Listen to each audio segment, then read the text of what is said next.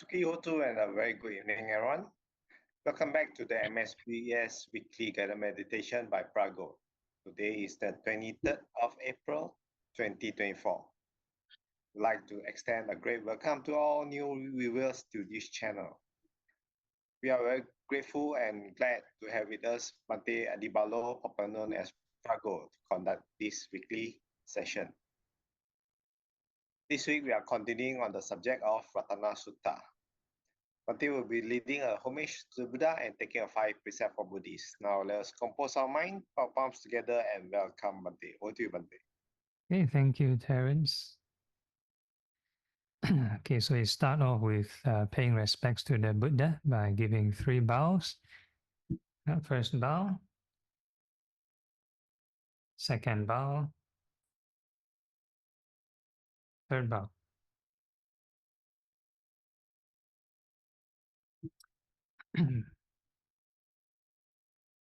And then the opening chant, the homage. Namo Tassa Bhagavato Arahato Samma Sambuddhassa. Namo Tassa Bhagavato Arahato Samma Sambuddhassa. Namo Tassa Bhagavato Arahato Samma Sambuddhassa. 3 refuges. Buddhaṃ saraṇaṃ gacchāmi. Dhammaṃ saraṇaṃ gacchāmi. Saṅghāṃ saraṇaṃ gacchāmi. Dutiyampi Buddhaṃ saraṇaṃ gacchāmi. Dutiyampi Dhammaṃ saraṇaṃ gacchāmi. Dutiyampi Saṅghāṃ saraṇaṃ gacchāmi. Tatiyampi Buddhaṃ saraṇaṃ gacchāmi.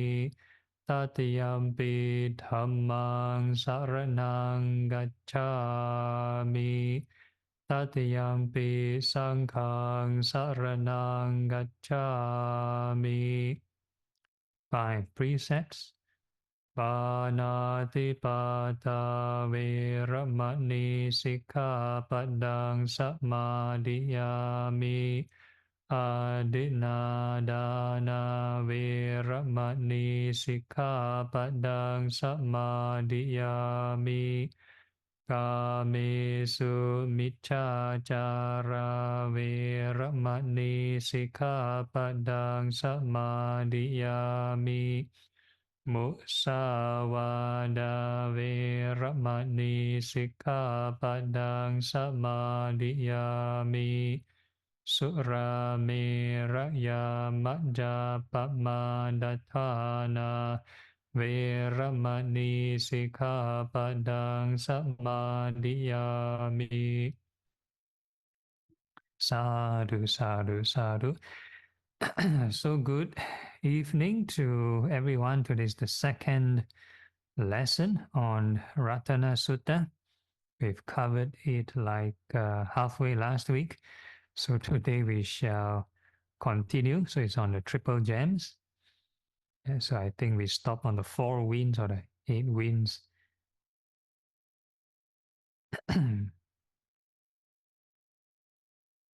Okay, yeah, this is the one.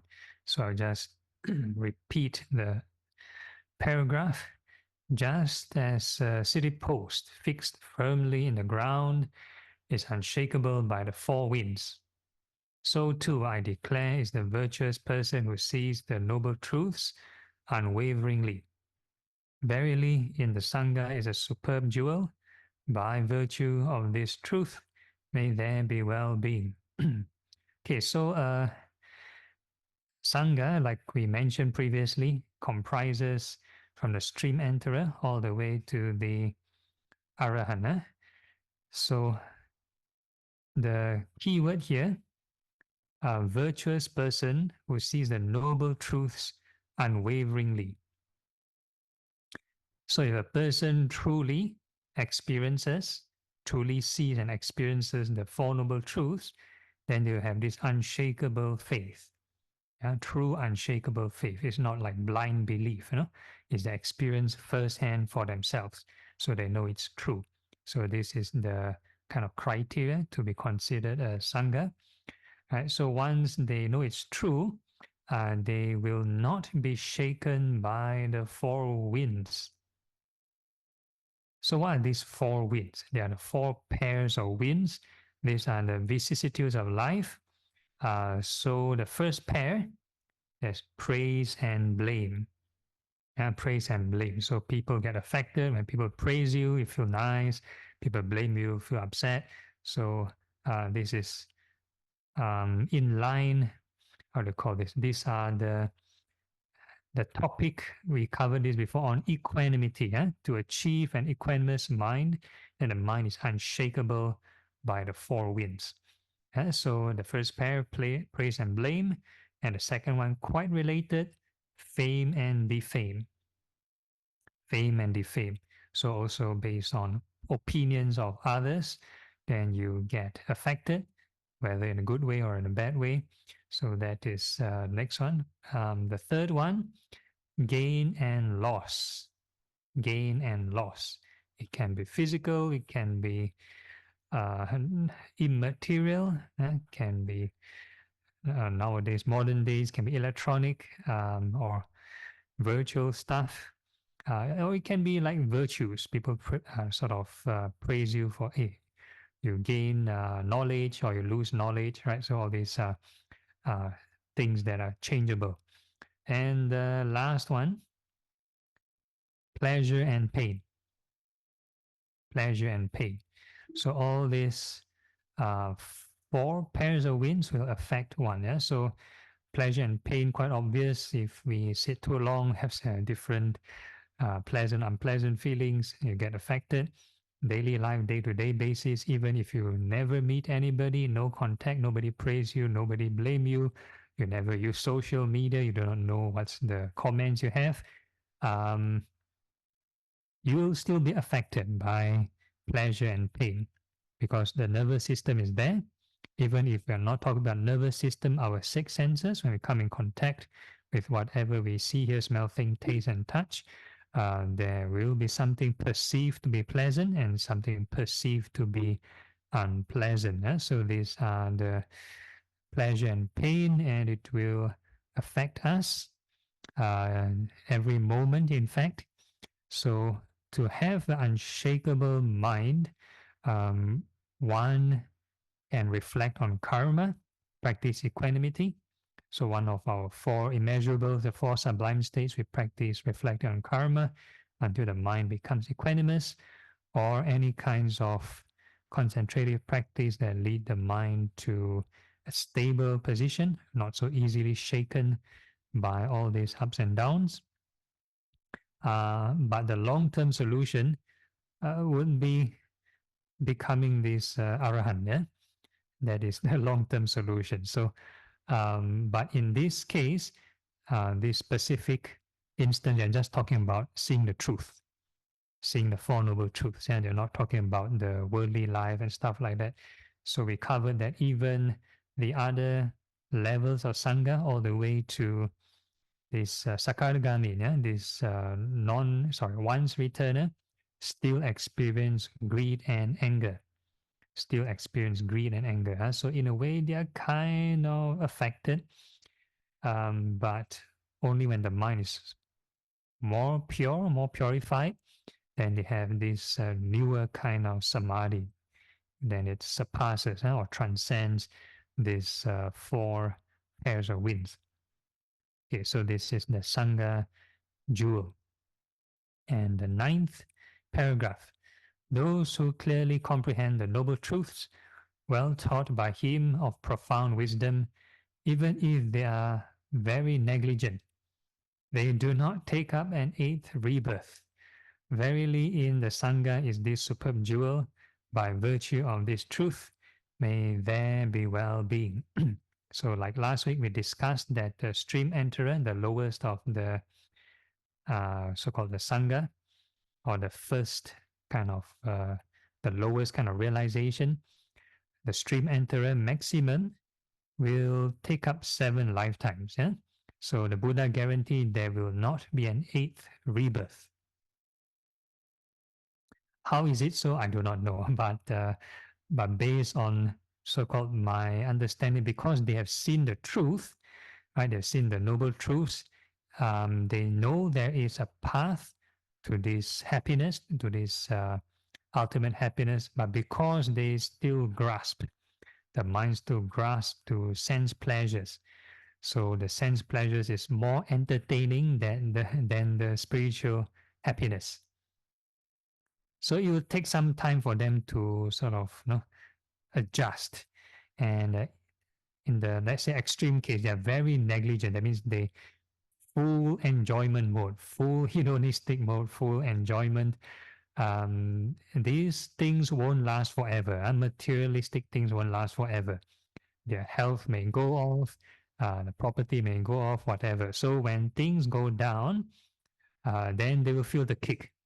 Then they'll feel the need to search something better. So this is like a wake-up call, and they will start to pursue this spiritual path.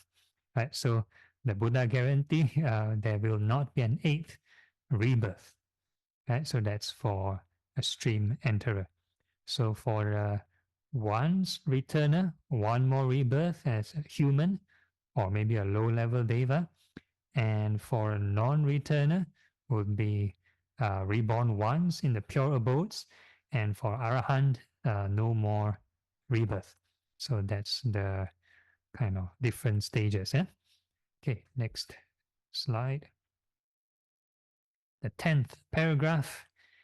Just with his gaining of insight, he abandons 3 states of mind: self-identity view, skeptical doubt, and whatsoever grasping to mere rules and observances. He is also fully freed from rebirth in the 4 woeful worlds, apayas, and is incapable of committing the 6 major misdeeds. Verily, in the Sangha is this superb jewel. By virtue of this truth, may there be well-being. Okay, so again, there are different variations. So we kind of talked about these 3 fetters, these 3 states of mind last week. So a stream enterer will have to overcome this self-identity view and this doubt of the Four Noble Truth and the clinging to these rites and rituals. So over here he mentions grasping to mere rules and observances. Yeah, so rites and rituals, some of them interpret and rules and observances. So for a lay person, you will have no choice but to stick with the 5 precepts. You cannot discount that. But for monastics, I'm not trying to give myself excuse, but we have a lot of rules, and sometimes the rules and the context may clash. I think I may have given some instances, certain gray areas in the society. Yeah, for example, one of the rules, for example, for monastic, we have this rule, maybe do not walk fast. No sprinting. We have this rule. So we have to supposed to walk either normal speed or slowly. We cannot walk or run. But if there is an emergency, let's say there's fire or there's, I don't know, a tiger chasing after you, I think we should run. Yeah, we should run. So there are things, certain rules to be flexible. If a person is too stuck up the rule and they don't run, then I think Darwin's theory of evolution will take over. Survival of the fittest will kind of answer. So that's one example. So the again, mainly it's got to do with intention. So if the intention is to, let's say, preserve your life so that you can sort of practice, then I think it's kind of still positive, right? So likewise, whatever item we use, like food reflection, we use it to prolong our life so that we can practice. So that is in line with not clinging to rules and observances. So earlier on, someone was asking about 8 precepts, about taking the meal, to take medicine. So they are allowables, yeah? They are allowable medicines. So don't have to worry about that. Okay, then the 3 are related. So when a person, let's say, sees the Four Noble Truths, they experience this, we call it inner happiness, the happiness or a glimpse of this Nibbana, the Four Noble Truths. And once they have this alternate source of happiness, they won't fully rely on this self-identity view and associated with these rules and observances for happiness. Yeah. So self-identity view and these rules and observances are kind of intertwined. So it doesn't have to be Buddhist or Buddhist precepts. It can be any kind of identity. Like if, let's say, I'm talking about I'm a soccer fan, then maybe a soccer player, they'll have to buy a certain jersey, play soccer at a certain time, watch the channel, soccer match at a certain time. So they have certain rituals, certain observances. Okay? So all these are rules and observances associated with that identity. Right? So if a person is fully invested in this, then when things go south, then they will be very, very unhappy. Yeah? But if a person already have a taste of this Four Noble Truth, they have this inner happiness, and when things go south, their so-called ritual or their observances don't meet their expectations, then it won't be too upsetting to the point of like suicidal and stuff like that. So that is the 3 fetters. Right? And he is also freed from rebirth in the 4 willful worlds. So sometimes they mention of 3 willful worlds. So now they mention 4. So the 3 willful worlds that we know below the human realm, we have the animal realm, then there's the hungry ghost realm, and then there's the hell realm. So these are the 3 willful worlds. So sometimes they add 4. So they add these asuras, Ashura, Ashura realm. So Ashura is supposedly like a deva that always have war, always fight with this particular realm of the 33, and they are sort of mentioned as being very jealous. Because of this very jealous mind state, they are being classified as this lower than human. But of course, there are some classification classify them higher than humans. For example, like the Tibetan tradition, they will classify the Asuras above the human realm, Ashura followed by the heavenly beings. But in this case, or in this particular classification, the Ashura realm is lower than the human beings. Okay, so anyway, it's all classification. And then point 11. Okay, sorry, one more. Committing the 6 major misdeeds. So there's a very important point. Normally, we always talk about the 5 heinous crimes. 5 heinous crimes. So these are the 5 things that you do. It's like confirm go to hell. So the first one is killing of mother, matricide. Then the next one, killing of father, patricide. And the third one, killing of an arahant. And the fourth one, injuring a Buddha. And the fifth one, causing a schism in the Sangha. So these are we call it the 5 heinous crimes, then plus one more. If I'm not wrong, the 6th one is pernicious wrong view. If a person have a very stubborn kind of wrong view, then it's a bit hard to sort of change for the better. Okay, so these are the 6 kinds of heinous or these major misdeeds. So I'm just covering one by one. So matricide, patricide, clear cut, killing father, mother. The third one, killing of an arahant. So the third one, we won't know. We won't know who is an arahant. So the whole idea is if we follow the precepts, we don't kill, then it will be very safe, right? So if you observe the precept of non-killing, we don't have to worry the first three. Then the fourth one, injuring a Buddha. So the Buddha is not around, so we can also don't have to worry about that. Very safe.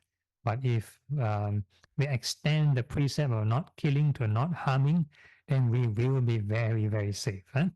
And the fifth one, causing a schism in the Sangha. So this one for lay persons is supposedly very safe, don't have to worry about that. Only a Sangha member can create a schism in the Sangha according to the Vinaya rules. So a schism is actually you need to split the Sangha into two groups, minimum 4 in each camp. So 4 in one group, 4 in the other group. So initially they are one group, let's say the eight people, 8 monks, they come together, they have certain disagreement, and eventually they decided, okay, you walk your way, I walk my way. So they split into 2 camps, and if they do so, and that is considered a schism, right? So only a Sangha member can attend a Sangha meeting, and so that's why a layperson supposedly cannot create this schism. But however, maybe some commentaries may talk about laypersons may influence Sangha decision, let's say spreading gossip, spreading rumor, and because the Sangha meeting sometimes they vote by democratic decision. And if let's say majority of the monastics are not critical thinkers, they hear whatever people say and they just believe, then that will be quite problematic. So might have minor influence, but ultimately it's still the hands of the Sangha to verify the sort of information. So the sixth one would be this pernicious wrong view. So there are a few instances in the suttas. So one of them was, I think we covered before in this Maha Tanha Sankhaya Sutta, where some monk believed that the consciousness in the 12 links of dependent origination can travel from body to body and stuff like that, round and round, which is total different definition from the 6 sense-based consciousness. So that kind of stumbles his kind of progress until you choose to change that view. If not, a person will kind of won't make progress in terms of moment-to-moment detachment. Okay, so these are the 6 kinds of misdeeds. So verily the Sangha is incapable of these 6.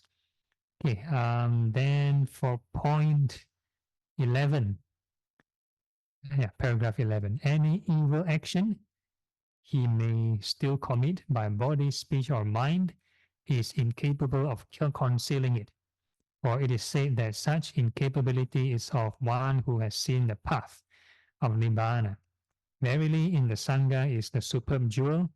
By virtue of this truth, may there be well-being. Right, so the Buddha has mentioned, if a person is truly a Sangha, then minimum, they won't break the 5 precepts. They won't break the 5 precepts. So this is the minimum kind of requirement. But down here, they mention any evil through body, speech, or mind, incapable of concealing. So for the monks, today we have this thing called the Patimokkha. So every new and full moon days, the monks will come together to sort of listen or recite the precepts, the 227 precepts. So before they enter this particular ceremony, they need to find another partner, another monk, to confess their offenses.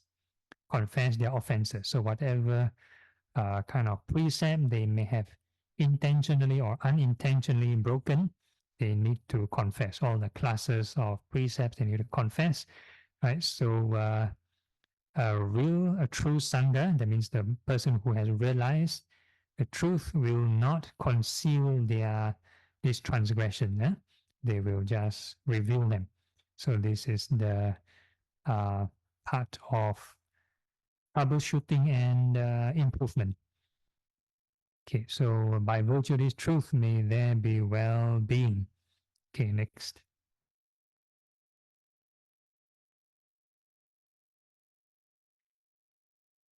Okay, as a woodland grove is crowned with blossoming flowers during the heat of the first month of the summer, even so, crowned is the sublime Dhamma leading to Nibbana, which he, the Buddha, expounded for the highest good. Verily, in the Buddha is this superb jewel. By virtue of this truth, may there be well-being. Right, so there's so many kinds of flowers, right? So, but then, who has ever seen this kind of flower? Woodland grove flower. I've not seen before. But anyway, these are the description of the best or the most beautiful sight, the blossoming. So they are trying to give a metaphor or analogy of the Dhamma taught by the Buddha. It's as beautiful as this blossoming. So that is the example. Okay, which leads to Nibbana. So Dhamma has two kinds of definition. Even in our scripture, the Dhamma, there are mundane dharmas and there's also these transcendental dharmas, supramundane dharmas. So anything leading to Nibbana, that's the dharma that we are talking about.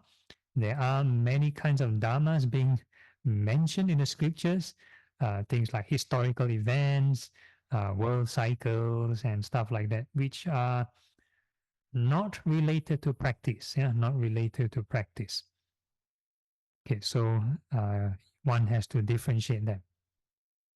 Okay, then the pointer 13, he, the sublime one, the Buddha, the knower of the sublime Nibbana, the giver of the sublime Dhamma, the bringer of the sublime noble path, the peerless one, the Buddha taught the sublime Dhamma. Verily, in the Buddha is a superb jewel. By virtue of this truth, may there be well-being. Right. So this one talks about only the Buddha can teach this sublime or discover this sublime path. Is the bringer, is the giver and the bringer. So he's the discoverer of this Four Noble Truth, and is able to expound, able to teach, and that's why we call him Samma Sambuddha, Supreme Buddha. So Buddha or enlightened beings, we have three categories. First one is the Supreme Buddha, Samma Sambuddha, Supreme Buddha, first one. Second one, we have the silent Buddha. So silent Buddha is able to discover on their own, but unable to teach. So that's the second class. And the third one would be the Arahant. So Arahant would be the one in the receiving end. They don't rediscover for themselves. They need to listen and existing teaching, but eventually they still have to experience it for themselves. So, but the first person who discover it, we call it the Buddha or the Supreme Buddha. Okay, so this one is praising the Buddha. The next slide. Okay, it's 9 p.m. already. So I think we can end here. I think Terence needs to rush off. Any questions from the crowd?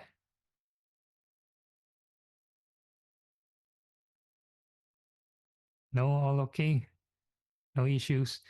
Okay, then we can go for a 5-minute break. And I think Terence can go off if you want. So we'll see you in 5 minutes time.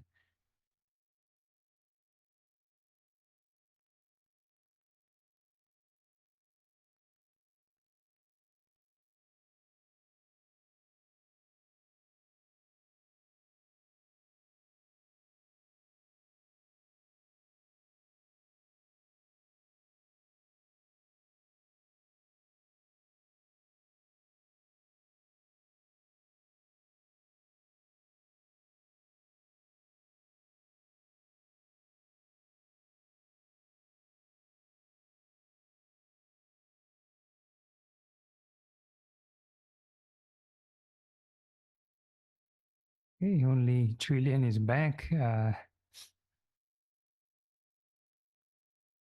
While waiting for the rest to return, anything you all want to ask or comment or share? Bhante, can I just ask a unrelated question? Okay, sure. Yeah. But sitting meditation, the posture, some people need a little bit of cushion. Some people need a bit higher. Does that come with experience, or is it more of a stretching practice that one needs to do to not require that high of a cushion? Yeah, so I think I've covered it once before, like an introduction to meditation. So if a person wants to sit on the ground, unless they are in the full lotus posture, so the full lotus posture doesn't require an extra elevation because all the calf and the thighs are touching the ground evenly, so it's a wide surface area, and that's the most stable posture. So this requires some flexibility. Other than that, all the other posture, from half lotus onwards to your normal sitting posture, probably require additional height. You need to raise the backside a bit to compensate for the stuffiness of the torso. Because if your feet, if your thighs are kind of raised to a certain angle that makes the torso kind of stuffy and acute in an acute angle, then that would be creating some kind of congestion. Okay, so let's say one try to do the full lotus on the ground. Is it more of a stretching that one's trained to do it? Or one may need to do stretching. So that's why we have the 5-minute break to do a bit of stretching. Yeah. Okay. Yeah, but if you're sitting on a chair, that's fine. You don't have to stretch. Okay, thank you, Bhante. Okay, any other questions? Bhante, yep. Can actually we lay people, lay Buddhists, attain arahanthood? That means without being a monk or a nun. Yes, that's right. A lay person can, if there's mentions in the suttas also. One good example is Buddha's father, King Suddhodana. But he kind of attained arahanthood right on his deathbed. Oh. Right on his deathbed. So of course he didn't ordain, he was still a king. So he became an arahant. So there are a few instances of other lay persons also become an arahant. Some of them, they become enlightened first, and the Buddha invited them to join the Sangha. Oh, okay. Yep. That means actually we can learn whatever from the venerable monk or nun, then we practice on our own at home. It's possible, Bhante.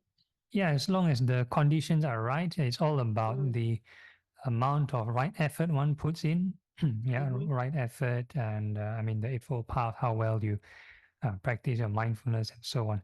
So another good example would be, let's say, sports athletes.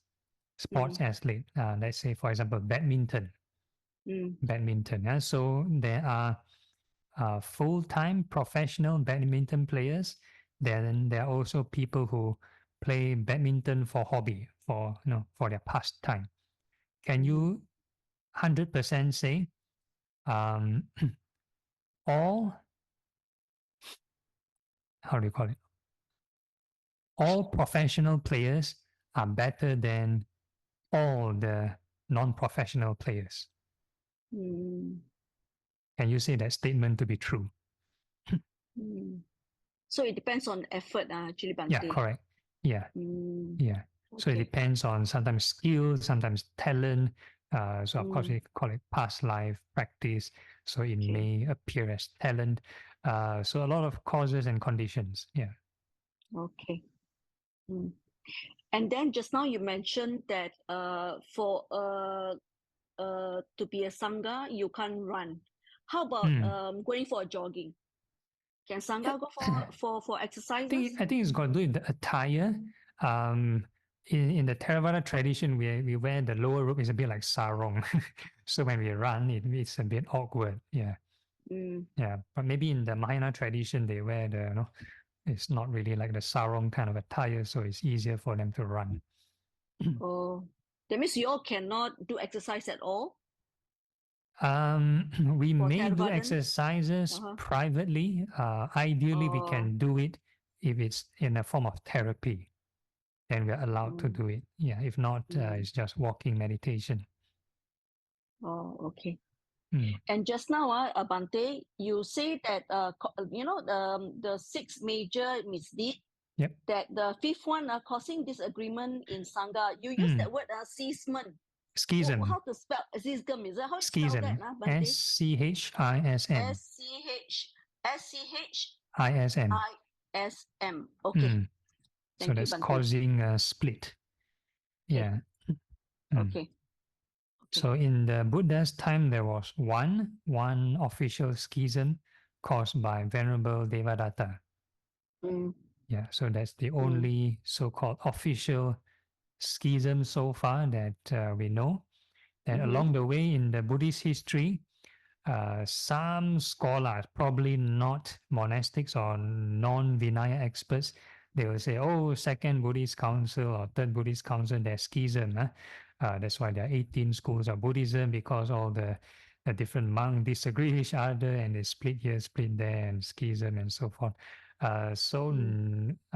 Technically, no, in the Vinaya point of view, because for those who have read up the Buddhist history, the monks met up differently. The opposing camps don't meet up with each other to disagree and walk separate paths. In fact, what happened is when the different camps or different ideas came together, they agreed on all points and they don't want to create a schism. Then after they went their separate paths, then they hold their separate meetings, and that's how they slowly form so-called different cliques, different sort of schools. So it's not technically a schism, but so that's how it evolved. Yeah. So you actually choose to agree with all kind of ideas from each of all of you. And then so one of the case study was the Second Buddhist Council, when certain conservative monk groups are not happy with the liberal monks, like for example collecting money, or bringing around salt and pepper in their pockets, because sometimes they go for alms round, the alms feel quite bland, then you have some salt and seasoning in their pockets, then they can add to them, right? So so they are not allowed to bring like certain kind of seasoning, pepper or whatever it is, I can't remember. So there are some of these minor kind of rules. Then when the two groups came together, the liberal groups kind of agreed everything with the conservative group. So they didn't want to contest or anything. So that was the Second Buddhist Council. So after the conservative group left, then the liberal group held their own meeting and started to talk about the why shouldn't cling on to the rules so much and stuff like that. That means to bring salt and pepper is also one of the rule in the Vinaya rules?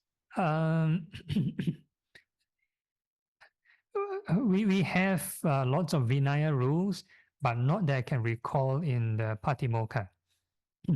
So the Patimokkha is one segment of the Vinaya rules. So Vinaya rules is much larger than that. So maybe thousands of rules. You have to remember everything, Bhante. How do you call it? We should roughly know the gist of it at the back of our, at least back of our minds, not word by word. Maybe for the Patimokkha reciters, the Patimokkha rules they can recite, but in terms of the spirit of the rule, the general kind of application, what kind of rules are there, we should roughly know. Yeah. Okay. Mm. Thank If you, not, Bhante, yeah, for sharing. no problem. If not, we can always refer. Nowadays, we have the Okay. Vinaya books or sometimes the online version, or we can, in the old traditional ways, to ask Vinaya expert. Okay. Thank you for sharing, Bhante. Okay, no problem. Okay. Any other questions? Okay, today quite long questions. Okay, so we are going to start the meditation. Proper. So recollecting of the triple gem is also part of meditation. So when we discuss about the triple gems, probably it's a kind of warm up. Yeah, when you think of positive thoughts, so some merit already, then we try to continue the momentum.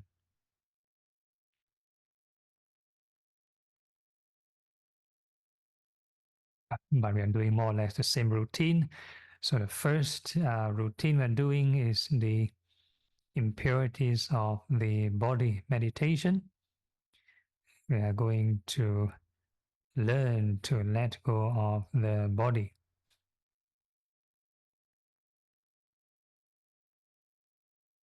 So we're first going to visualize all the hairs from head to toe, hairs of the head, hairs of the body, and we are going to wish them well and happy.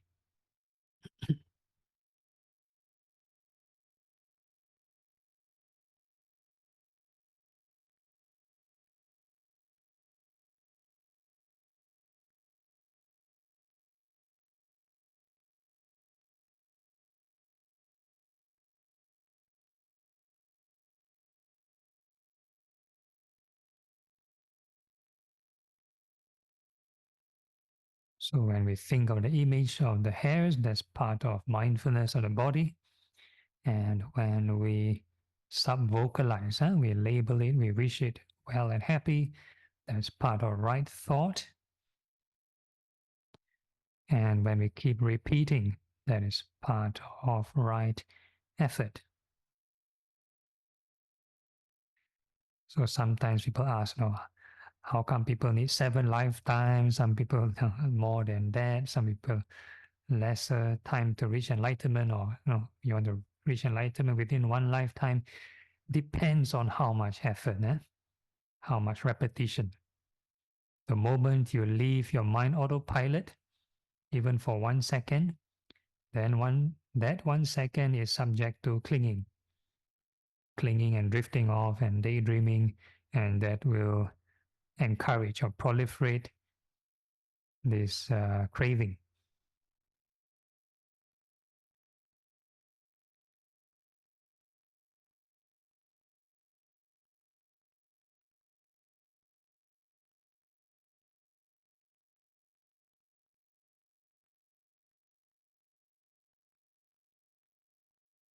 Keep wishing the hairs well and happy, and in the meantime, you observe the state of mind. If the mind is getting calmer, stress and tension is reducing, and that would indicate the right view. So if you reduce craving, so in this case, the craving of aversion, then you should reduce tension and suffering.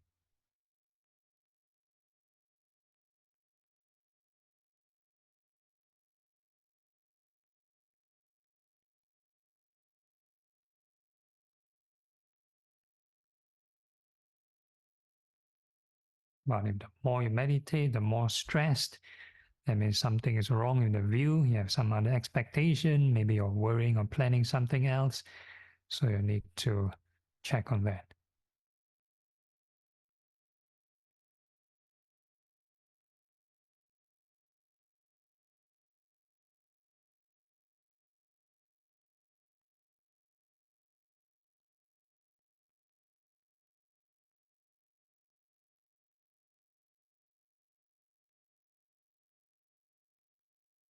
And the more we keep generating right thoughts, this craving will reduce or to a point where the mind settles to a stable point. the mind will not settle any further, then we give a term, and the common term we use it is the baseline emotion. So this is a state of mind where there's still no jhanas and no vipassana at this point of time, but positively neutral. So that is the minimum requirement for insight. So once your mind have this baseline emotion, then we can reflect on impermanence of the hairs. All the hairs go through birth, aging, sickness, and death. So all the hairs go through, this growing and falling, and we can keep repeating this process.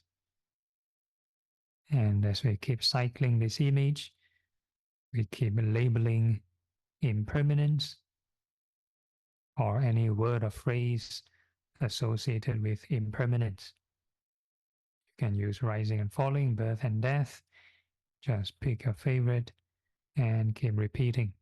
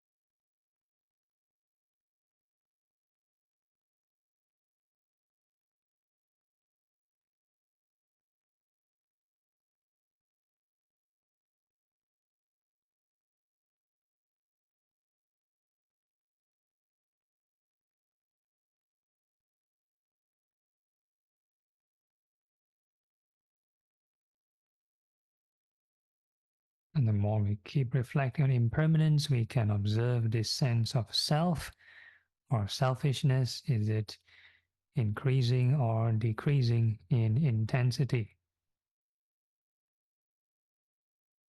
And we need to tackle this self-identity view, this sense of self, this sense of I.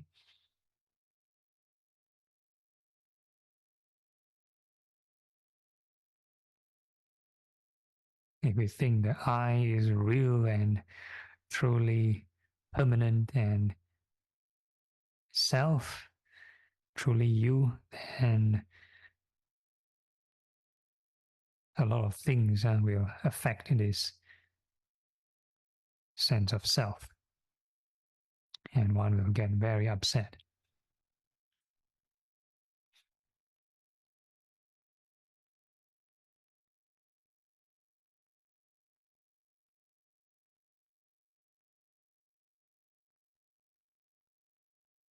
And then we're going to reflect, are these hairs truly self?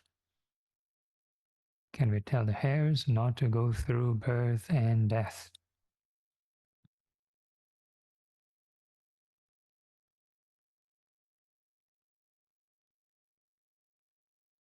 So the next part of the body, we're going to think of the nails, fingernails and toenails. May they be well and happy.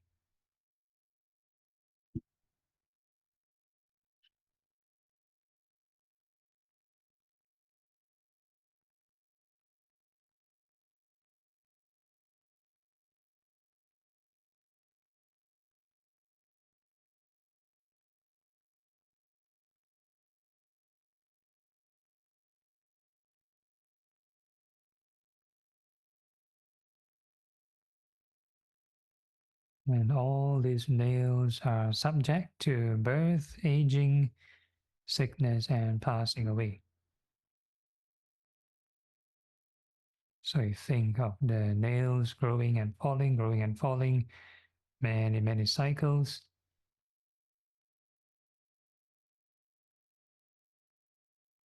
And as we keep looping this image, we can keep labeling impermanence.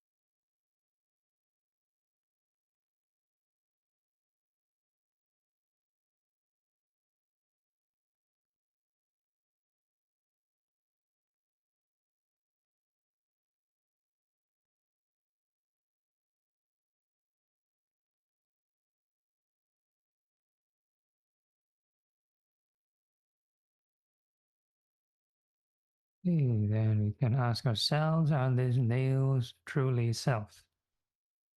And we tell the nails not to go through birth and death.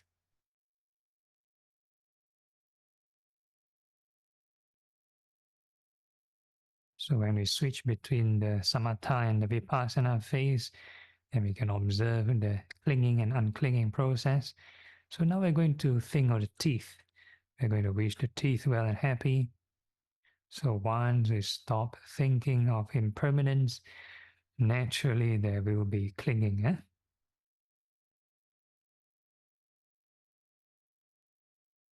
So it's the difficult task of escaping samsara.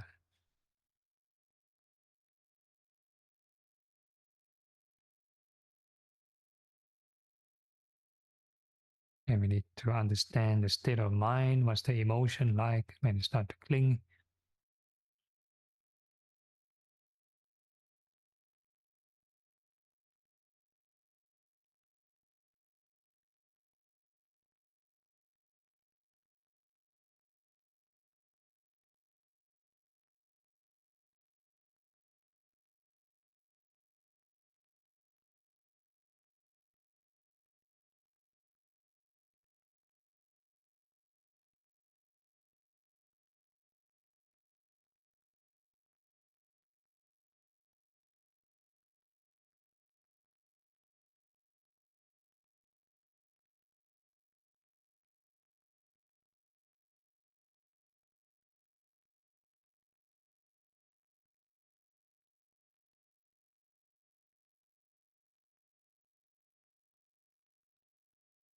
And all these teeth are subject to birth, aging, sickness, and death. So this is the insight phase, learning to detach.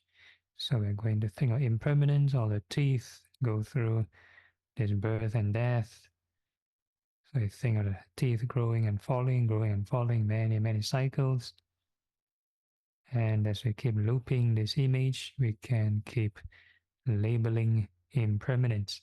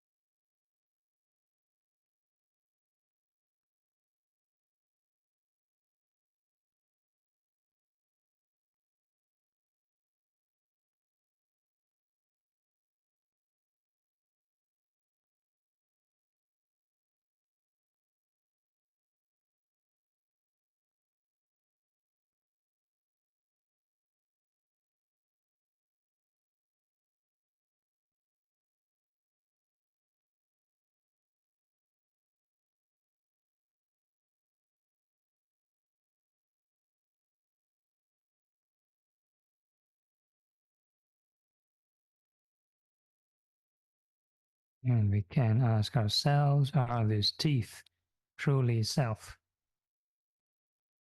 Can we tell the teeth not to go through birth and death? So next we can think of the skin. We are going to wish all the skin well and happy. From head to toe, every patch of skin, may they be well and happy.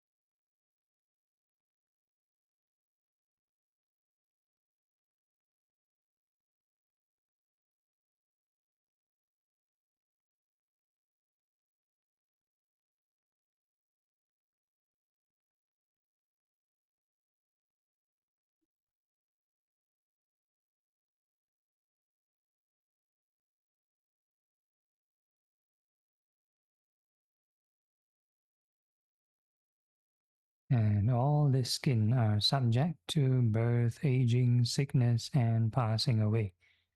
So you think of the teeth as our skin growing and falling, many, many cycles.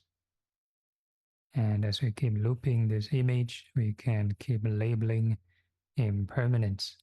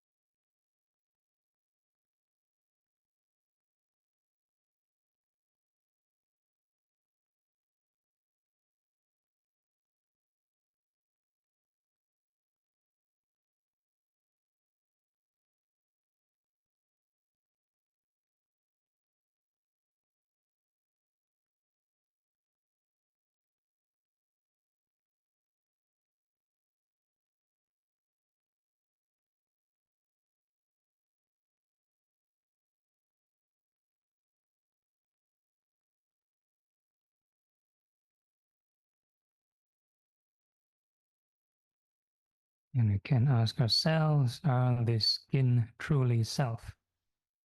Can we tell the skin not to go through birth and death? So the next phase of meditation, we are going to familiarize ourselves with the 4 elements or elemental sensations. So we're going to feel the entire body from head to toe. Whatever sensation appear, we are going to wish it well and happy. So there's no need to imagine, no need to control, don't have to superimpose. Let it appear naturally by themselves. Whatever sensation appear, we just wish them well and happy.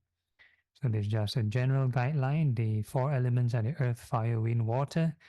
Earth represents any hard or soft sensations. Fire is the hot and cold sensations.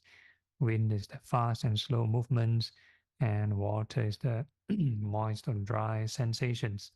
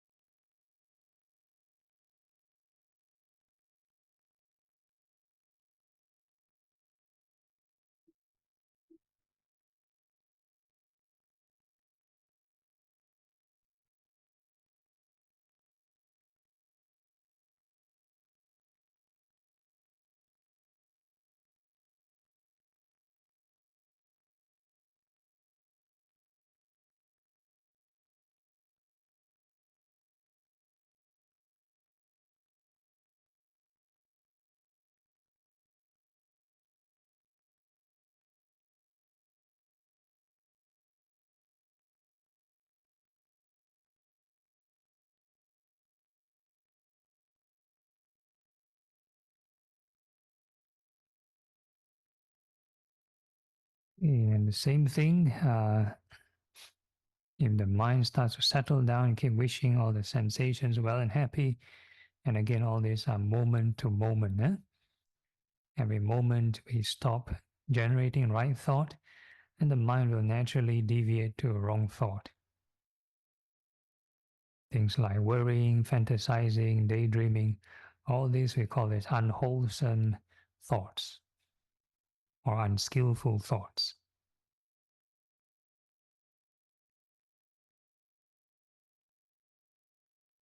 more skillful thoughts we have, the more we wish the sensations well and happy, it will again settle down to this baseline emotion.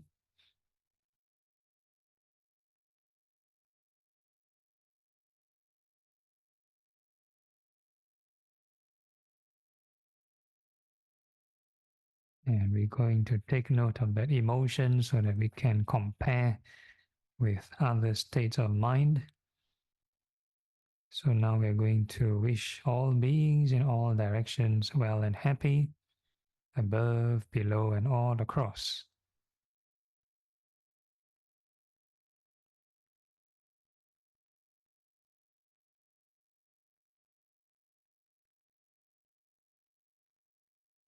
So there's no need to push the mind. We let the mind extend naturally by itself. However far it wishes to extend doesn't matter. And in that widened sphere of attention, we are going to detect whatever sensation appearing. We are going to wish all beings well and happy. So there's no need to visualize. We're going to use the non-discriminating method. Non-discrimination method, all beings are made of the 4 elements. So whatever elements you can perceive, and then we're going to wish all beings well and happy. So they may appear inside the body, outside the body, near or far, doesn't matter. Once a sensation appears, we're going to wish all beings well and happy.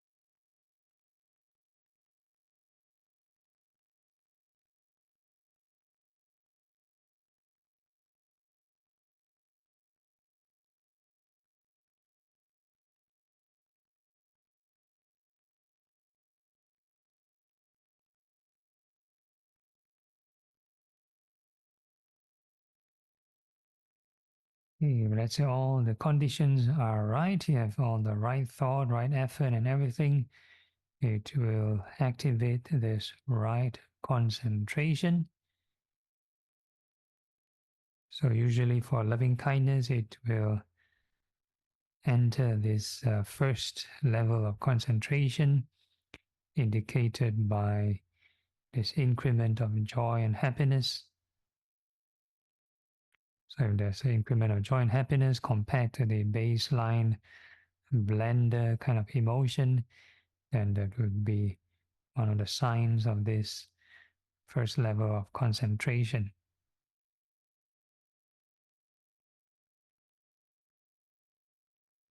And regardless of what you experience, keep on wishing all beings well and happy.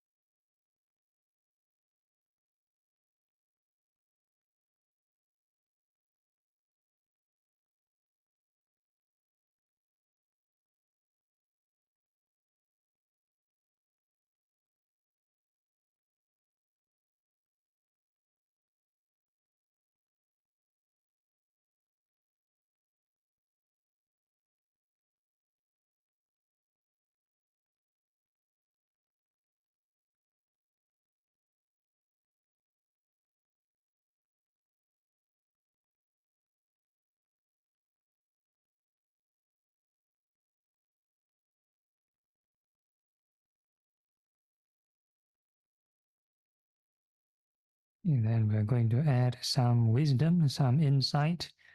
And now we're going to reflect on impermanence. So whatever sensation that you observe, we observe how they arise and pass away. And we change the label to impermanence. Instead of wishing all beings well and happy, keep labeling impermanence.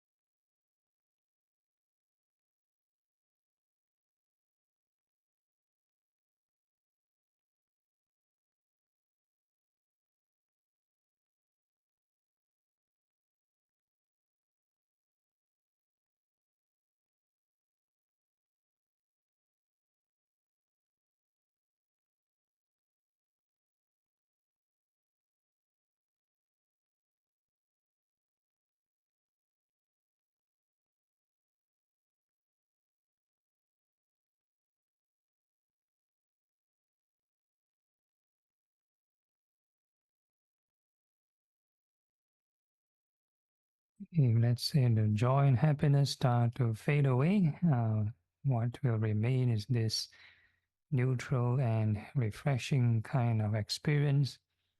So that's the indicator of the emotion of equanimity, normally associated with the fourth level of concentration.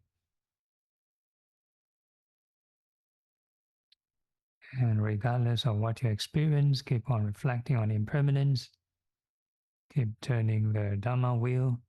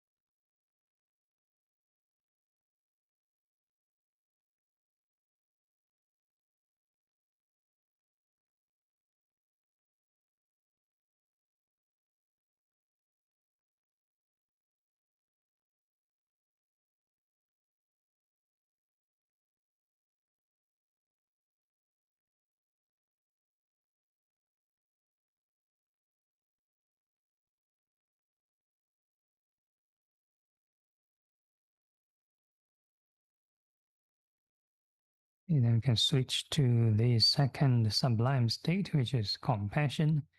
So we are going to wish all beings, may they be free from suffering.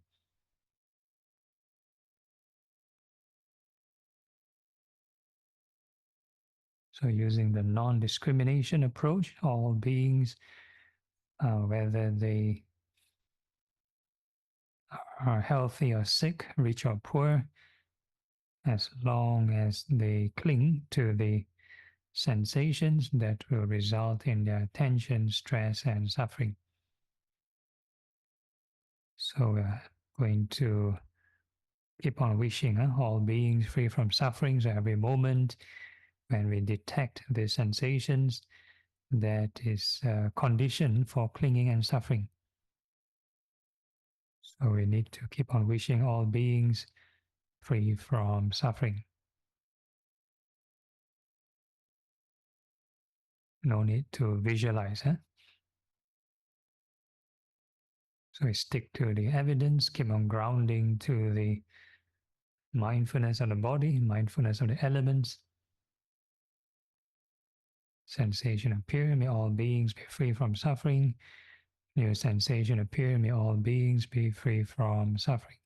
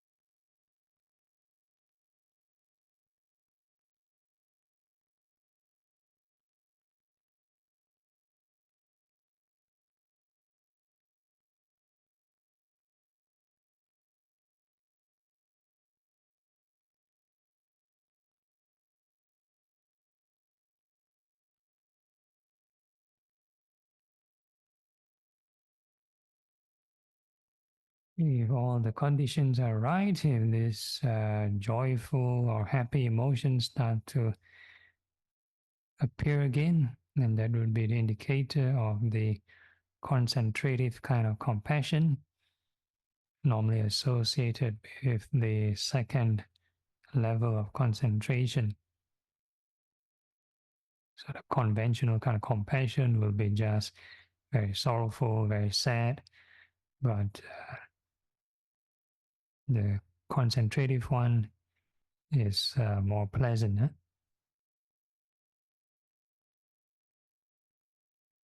So regardless of what you experience, keep on wishing all beings free from suffering.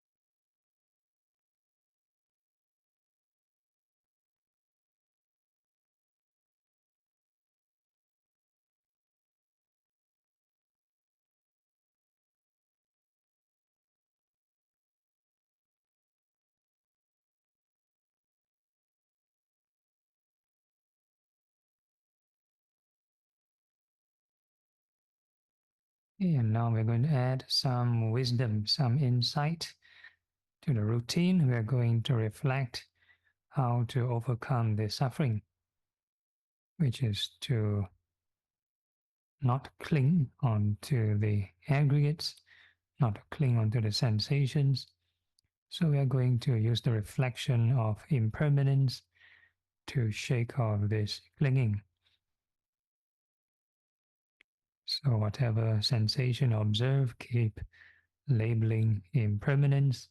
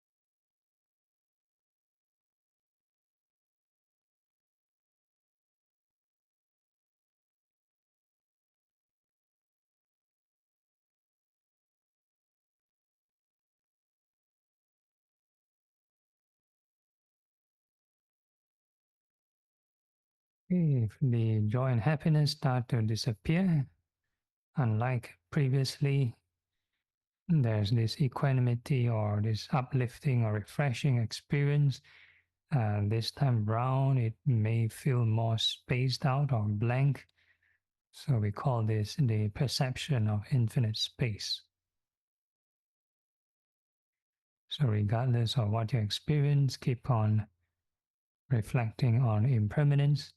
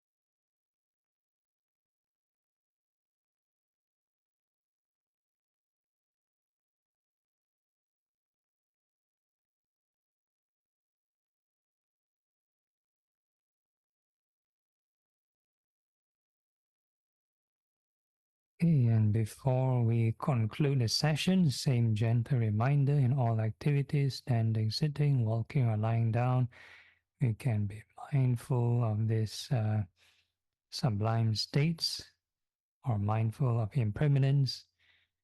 So if the mind has some form of concentration or equanimity, then temporarily, not so easily shaken by a bit of irritation and stuff like that.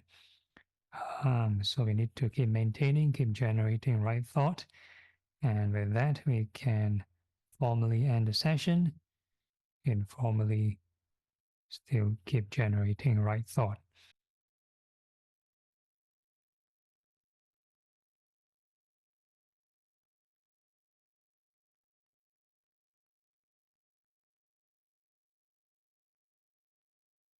Okay, can you see the screen? Okay, we're going to dedicate merits. Akasata Japumata Devanaga Mahitika Punyang Dang Anumoditva Chirang Rakantu Loka Sasana Etawata Cha Amhehi Sampadang Punya Sampadang Sabe Deva Sabe Puta Sabe Sata Anumodantu Sabba Sabbati Siddhiya. And dedication or merits to departed. Idang me nyatinang hotu sukita hontu nyatayo. Idang me nyatinang hotu sukita hontu nyatayo. Idang me nyatinang hotu sukita hontu nyatayo. Aspiration. Imina punya kamena mame bala samagamo satang samagamo hotu yavani bana patiya. Sadhu, sadhu, sadhu. And we can end off by paying respects to the Buddha by bowing 3 times. First bow. Second bow. Third bow.